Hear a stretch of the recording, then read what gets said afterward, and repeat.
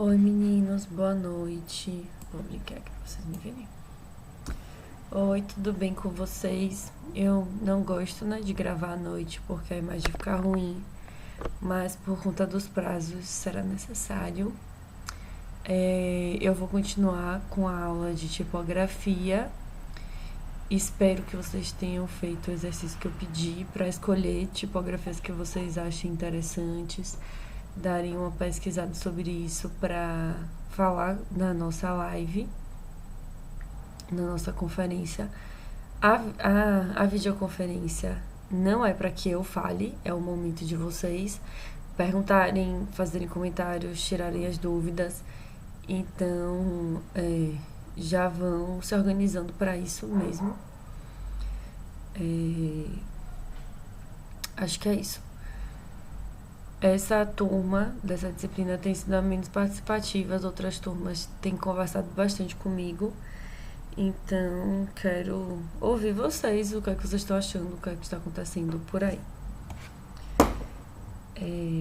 Um resumo, né, rápido do que a gente já falou. Vou me diminuir aqui de novo. Deu pequenininho aqui do lado. Rapidinho.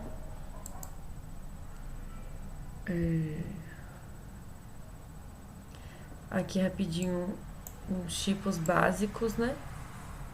De tipografia, de fontes, né? Sem serifa, com serifada, com manuscrita, né? E com elementos gráficos, a gente vai ver outros tipos hoje.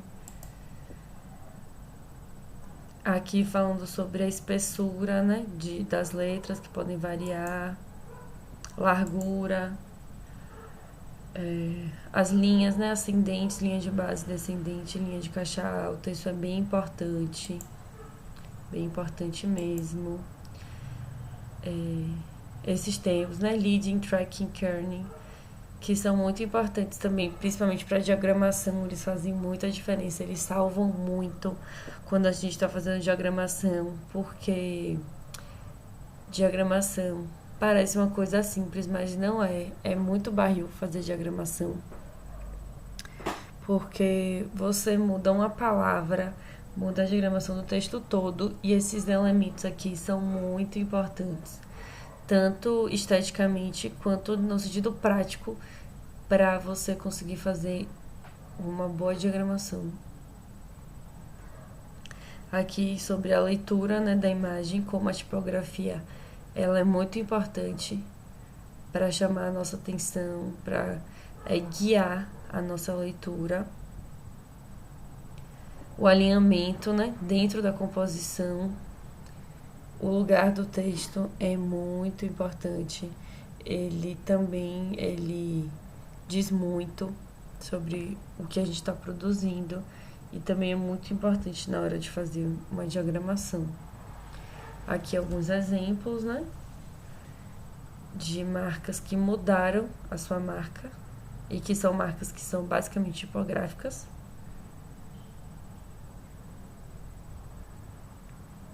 E agora a nossa aula de hoje mesmo.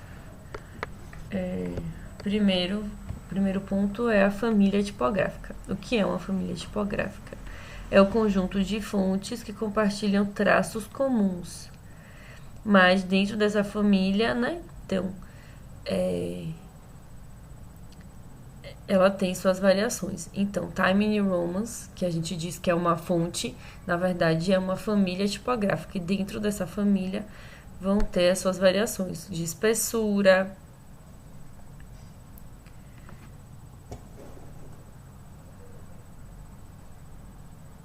de contraste também, de se ela vai ser regular ou oblíqua, etc. Então aqui um exemplo da Gotha.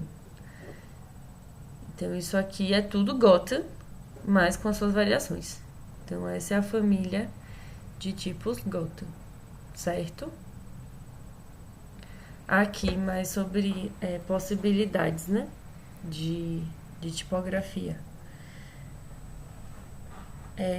a tipografia. A gente pode ter uma fonte gótica, por exemplo, que é a primeira que a gente conhece na história, porque ela é baseada nos monges, né?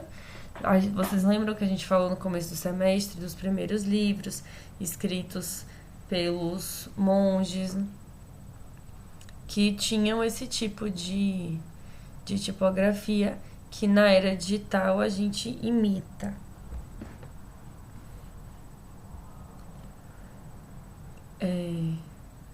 As romanas antigas, né?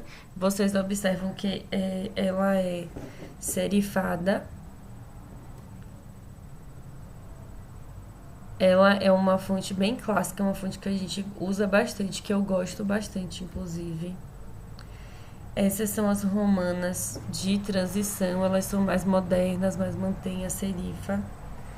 Eu gosto muito das romanas antigas, eu acho bem bonita essa tipografia. Tem uma curiosidade bem interessante.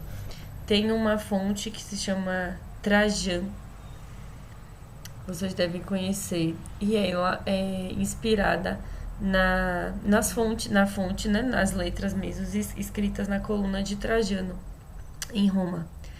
E a serifa, ela tem um sentido prático, ela não é apenas pela beleza, hoje em dia, para facilitar a leitura no material impresso. Ela tinha uma função de escoar água. Então, essa perninha que ficava, né, esse gancho, ele era importante para não acumular água dentro das letras que eram talhadas. Então, a serifa começa, para além da beleza, com um objetivo bem prático, de não acumular água na letra talhada na pedra. As cursivas, né, que imitam a letra humana, elas têm essa aproximação com o texto manuscrito. As latinas, que tem essa característica que vocês estão vendo aqui, mais retilínea. As egípcias, que o nome também já diz, né? Ela é inspirada nos textos egípcios, nos hierógrafos. As grotescas, ou bastão, elas são mais diferentes, né? Vocês conseguem ver como elas são bastonadas mesmo, como o nome já diz, elas são mais retas. Não tem detalhes, né? E as fantasias, que elas não se encaixam nas outras formas, né? Nos outros tipos. São geralmente letras menos clássicas, menos modernas, né? São letras mais para título, são letras que são menos de leitura e mais visuais. Então, elas são letras para chamar atenção e não para facilitar uma leitura. Elas têm essa característica mais, às vezes, de infantil, às vezes de brincadeira. A fonte é o conjunto de glifos que compõem uma família tipográfica. Então, o que a gente normalmente chama de fonte é a família tipográfica, e a fonte é o conjunto de todos os glifos, que por sua vez é cada elementozinho desse, que formam a fonte. Então, tudo isso aqui são fontes. A fonte é esse conjunto aqui, que eu tô aqui mostrando com a mão, como se vocês pudessem me ver. Doida.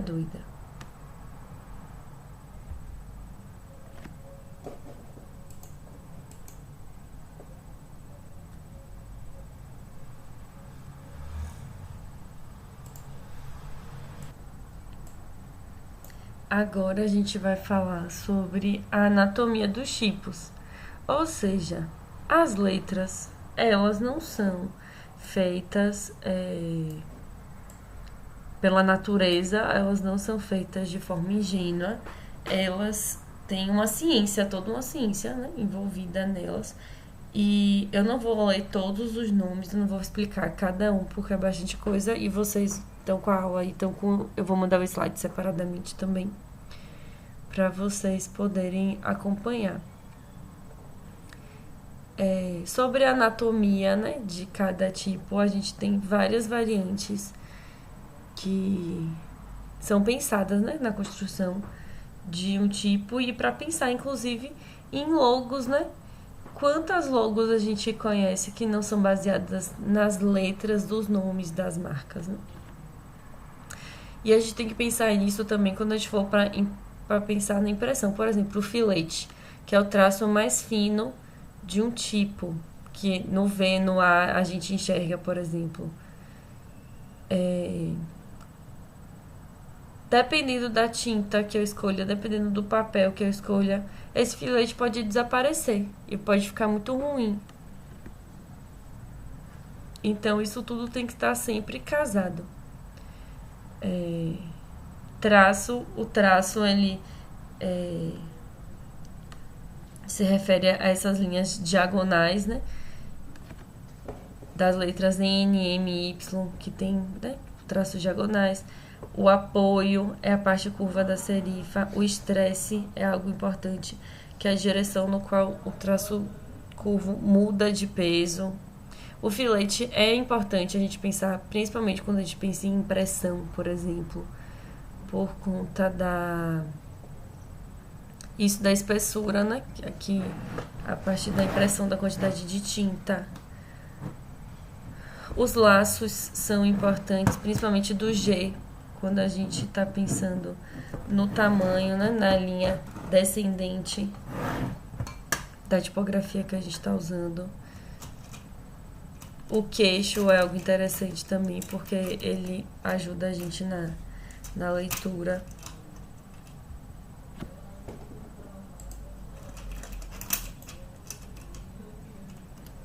Ápice e vértice, né? Eles são interessantes também da gente observar.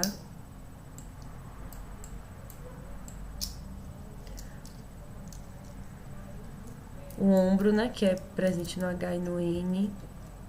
Os ascendentes e descendentes, né? Que eu falei que são bem importantes. Perna. Deixa eu usar aqui. Terminal, que é o acabamento do traço. Que eles são muito significativos também, né? Se eles são arredondados, se eles são pontiagudos, se eles são convexos. Isso tudo dá muita personalidade à tipografia, à fonte escolhida. A família, né, escolhida para trabalhar.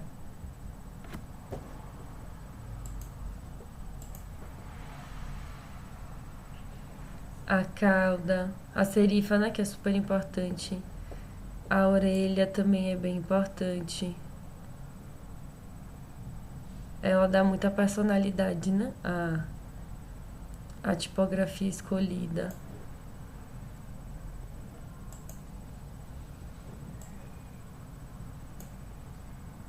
A travessa também é bastante significativa. A trave, todos são elementos que qualquer alteração que a gente faça nesses elementos, né, que a gente está vendo aqui agora, pode alterar muito o que essa fonte traz pra gente, o que é que essa tipografia quer dizer, né, o que é que ela fala pra gente. Na alteração de um detalhe desse, que aparentemente é uma coisa pequena e que em cada letra, mas que dentro de um conjunto, em um título, por exemplo, ou em uma marca, dizem muito.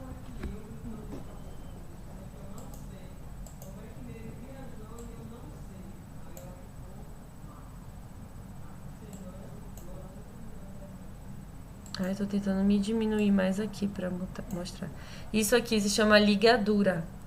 Ligadura tipográfica. E é uma coisa bem interessante. Aqui é um exemplo, né, de famílias em que a ligadura acontece no sentido de facilitar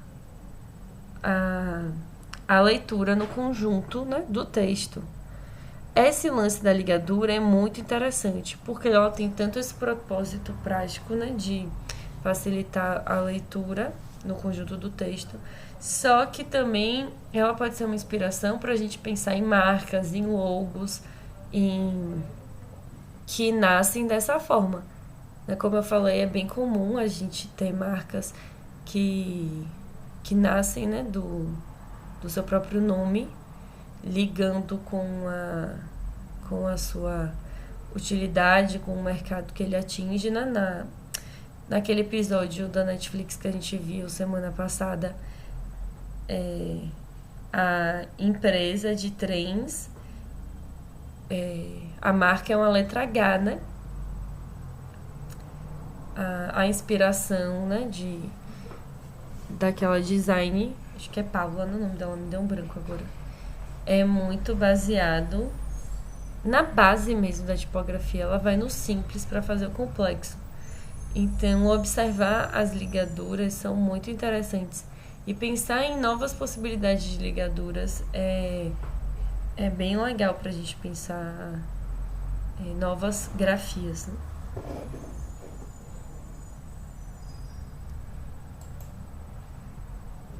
Ainda sobre a anatomia dos chipos, os chipos, eles podem ter um eixo mais humanista, que é aquele mais parecido com o manuscrito, né? Com a nossa forma de escrever à mão. O eixo racionalista, que é o eixo vertical, né? Com formas mais clássicas, mais tradicionais. E sem eixo, né? Que não tem peso. Vocês veem que é tudo por uma coisa só.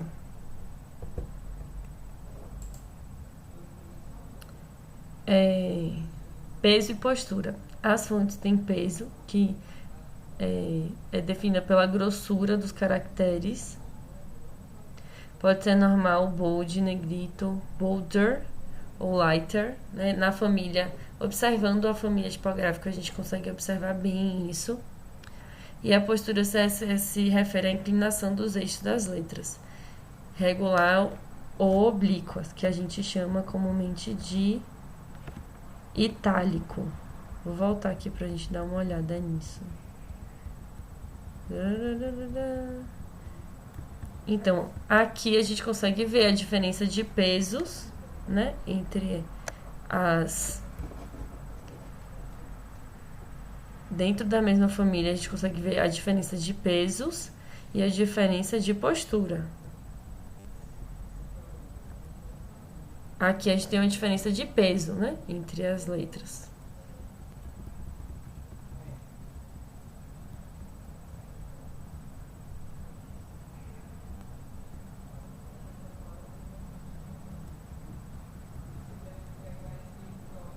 Unidade de medida. Isso é muito importante na produção gráfica, mas é uma viagem doida, vocês vão ver. A unidade de medida pode ser absoluta ou relativa. A unidade de medida absoluta, ela é baseada no ponto. Um ponto que foi, né, registrado em 1883, regulamentou a medida, que equivale a 0,0138 de polegadas, que equivale a 1/72 polegadas. Então, é uma polegada dividida por 72 vezes. Sei por que é assim? Não sei. Então, para mim, é arbitrário, né? Mas aí você me pergunta, por que 1 metro é 1 metro? Por que 1 quilo é 1 quilo? São medidas, são formas de medidas. A unidade acima do ponto é a paica. Isso é bem importante, paica. Se liguem nisso. 12 pontos, lembra que a gente falou da medida aqui de pontos, que é 1/72 polegadas? Pronto. Um ponto, vocês entenderam o que é? 12 pontos formam uma paica. Então, nossa unidade de medida é a paica. 1 paica, 2 paicas, 3 paicas, 4 paicas, beleza? Em cada paica dessa tem 12 pontos. E a cada 6 pontos, a gente tem 1 polegada. Polegada é uma unidade de medida mais conhecida da gente, né? Então, 1 polegada são 6 paicas. A paica é a unidade usada para medição de dimensões, que inclui páginas, elementos de páginas, como o comprimento de uma linha de um texto, margens, mancha de texto, principalmente em países de língua inglesa. Então, a Adobe, por exemplo, usa essa medição em pica. Então, vamos ver o que é que isso significa na realidade. Aqui, vocês estão vendo, vou até botar o lapisinho.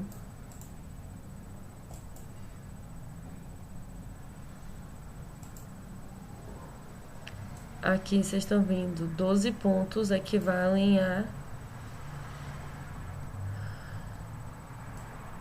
uma pica. Então, aqui a gente tem uma pica, certo? Uma pica aqui.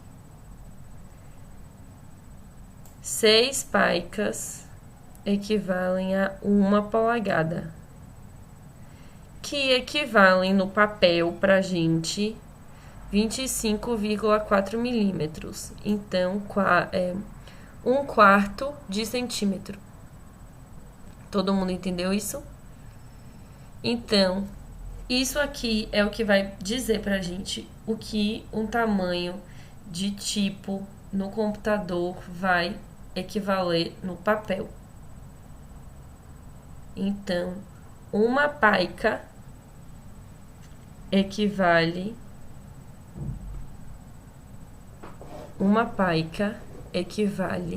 a 1/4 de centímetro.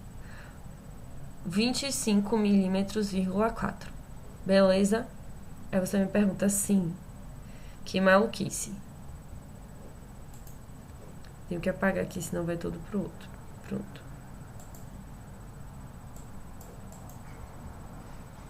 Aqui, digamos que a gente tem uma fonte de 60 pontos, né? 60 pt no nosso computador. A gente selecionou lá. Times New Roman 60 pt. Ok? O tamanho que vocês estão vendo na tela de vocês é o tamanho equivalente à tela, né? Então, desconsiderem. Isso é abstrato, né? Se você estiver vendo no celular, no tablet, no computador, na TV, isso vai variar, mas por isso que é importante a gente ter essa escala de medida em pontos. Então, percebam aqui, a gente tem 1, 2, 3, 4, 5, 6. A gente tem 6 picas, que equivalem a 60 pontos. Então, aqui a gente já sabe. Essa medida da ascendente até a descendente, vou riscar de novo.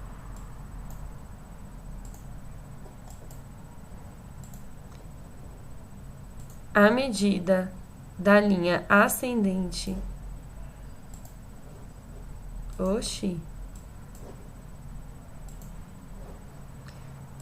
A medida da linha ascendente até a linha descendente equivale a 6 picas. 1, 2, 3, 4, 5, 6. 6 picas, que por sua vez equivalem a 60 pontos e 25,4 milímetros. Então, se eu estou escrevendo um texto em 60 pt, eu sei que no papel, esse da ascendente a descendente vai ter 25,4 milímetros, ok? Vou voltar lá pra gente ver isso. 12 pontos, 6 picas. Então, quando a gente vem aqui, é só fazer a conta. 60 dividido por 12 igual a 6. Ou, melhor dizendo, né? A louca da matemática. 60 dividido por 12 igual a 5. 1, 2, 3, 4, 5. Vocês estão vendo aqui, né? 1, 2, 3, 4, 5.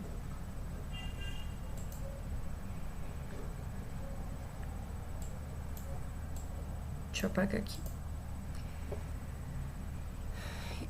E depois, além dessa medida absoluta, né, que vocês espero tenham entendido, a gente tem as medidas relativas, que são pensadas, né, elas são relativas à medida absoluta. Então, eu vou passar aqui pra vocês verem logo. Isso aqui é um quadro, um quadrantinho. Então, se um quadrantinho OM de um tipo com 60 pt mede 60 pontos, um meio quadratinho vai ser a metade disso. Essas duas medidas são usadas para definir os traços, as frações e o espaçamento. Ou seja, a partir da minha medida absoluta, que é aqui, né, do ascendente até o descendente do tipo, a medida relativa vai pensar no resto, no espaçamento, nas frações, nos traços, no hífen, no minúsculo, no maiúsculo, nessas variações que vão variar de tamanho a partir da variação da medida absoluta, certo? Aqui tem um... Eu vou tentar tirar aqui para vocês verem. Então, a gente tá aqui, linha ascendente, linha maiúscula, linha média, linha de base, linha descendente. Tudo certo na Bahia, né?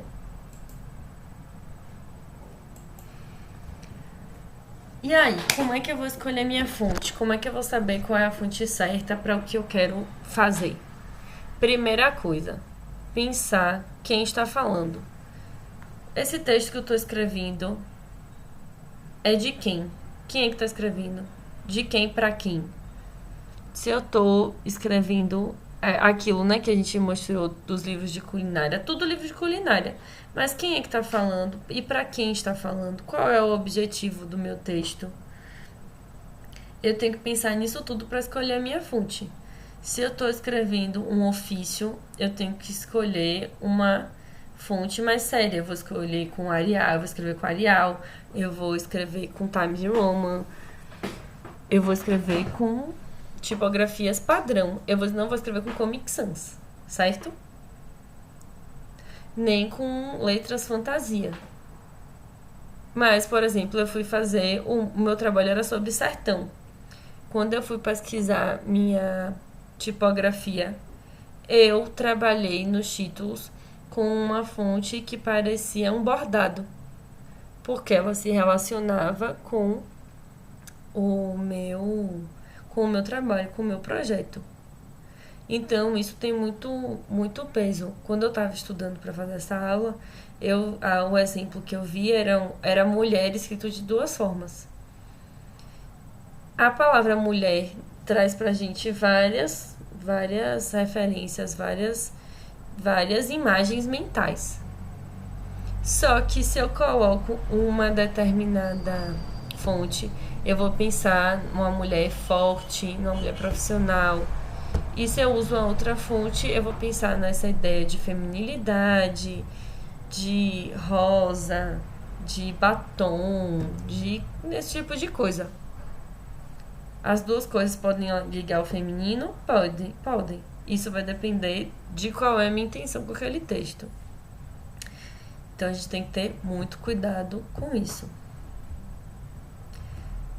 Existe outra coisa pra gente pensar, é se esse meu texto ele é pra chamar atenção, se é uma coisa pra marcar ou se é uma coisa pra a pessoa ter uma leitura mais minuciosa do conteúdo dela. Isso vai mudar completamente. Porque uma letra cheia de toda trabalhada, cheia de coisa, super colorida, vai ter legibilidade, eu vou ser capaz de identificar esses elementos, vou poder ler o que está escrito, mas é uma leitura super cansativa.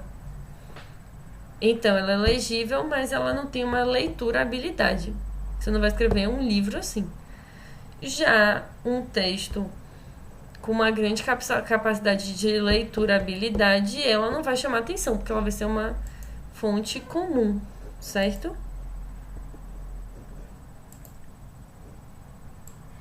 Tava abrindo aqui pra ver se eu não tinha...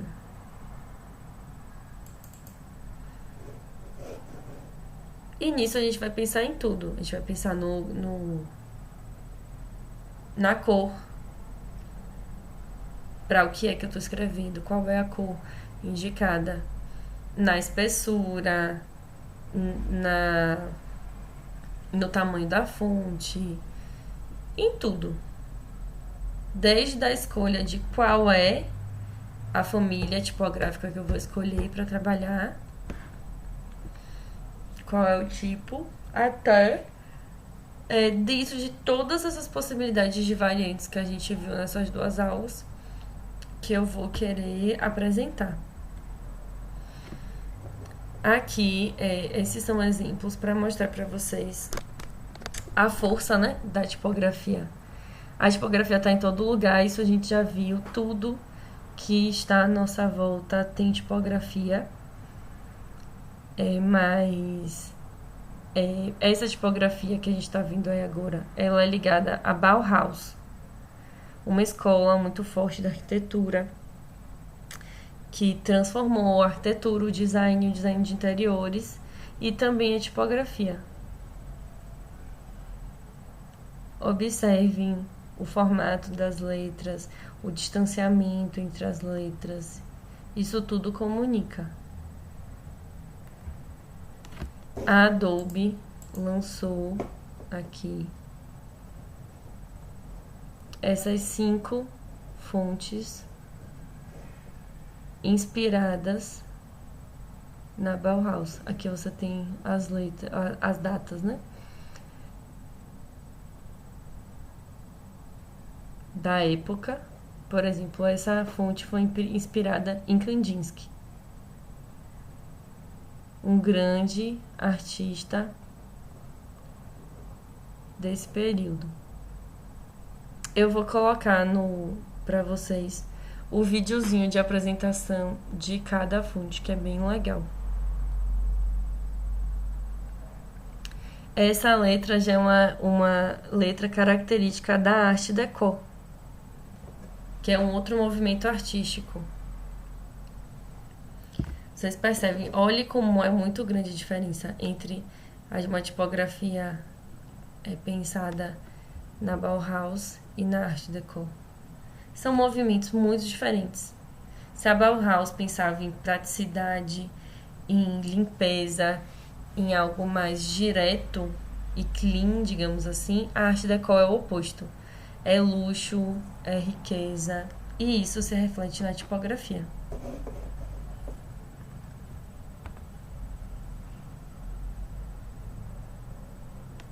Para vocês observarem um pouquinho.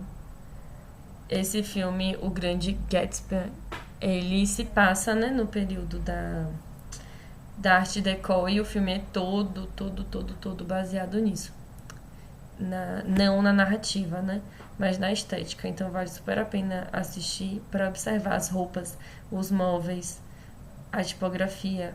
E aí observem a tipografia do título do filme, do nome dos atores, tudo. E toda a criação do cartaz mesmo, que é toda baseada na Art Deco. Aqui é um exemplo da tipografia ligada à Arte Nouveau, que é um outro movimento artístico que busca um pouco de cada coisa. Eu já falei sobre ele na sala, que se inspira desde a arte japonesa até na natureza, no mundo árabe, né? A arquitetura árabe é muito presente, né? na Arte Nouveau. Aqui é um exemplo da tipografia. E aqui é um exemplo prático, né, da tipografia. Aqui é a entrada de uma estação, né, de metrô em Paris, que continua lá até hoje, inclusive, e que tem essa tipografia na placa. Vocês imaginam uma placa pública com essa tipografia hoje em dia aqui em Salvador? Então, a tipografia, ela fala muito sobre o período histórico. Aqui, para terminar, vários exemplos de tipografia e como cada uma delas traz sensações muito diferentes pra gente, né? Eu vou passar o vídeo dentro desse vídeo mesmo, pra vocês assistirem. Não vou separar porque depois vocês saem.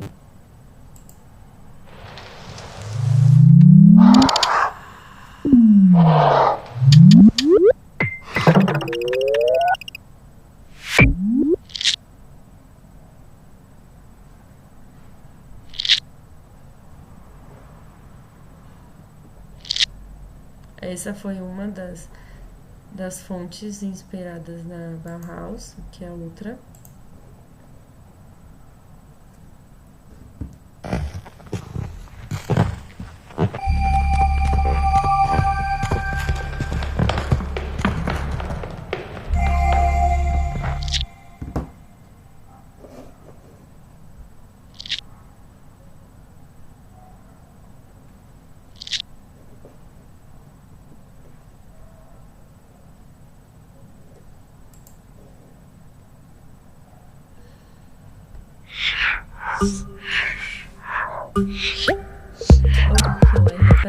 Peraí.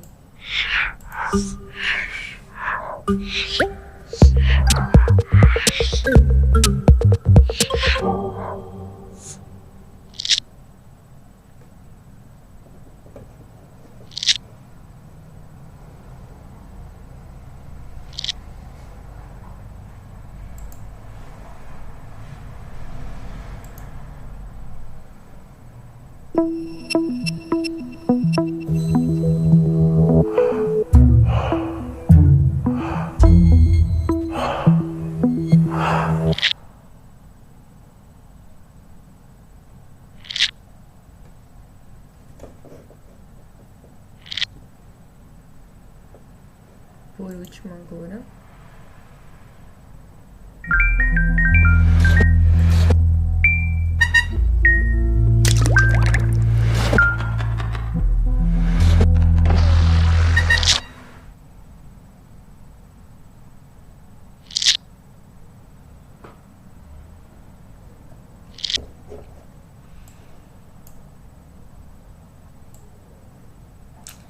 É isso, meninos. Por hoje é só na nossa aula. A gente vai ter, né, nossa videoconferência no horário da aula. Espero vocês às 19 horas, como sempre. E isso só faz sentido se vocês tiverem o que compartilhar. Então, pesquisem as tipografias, assistam, que se vocês ainda não assistiram o episódio, né, que eu falei do Netflix na aula passada, assistam pra gente discutir, viu? Beijos, boa noite.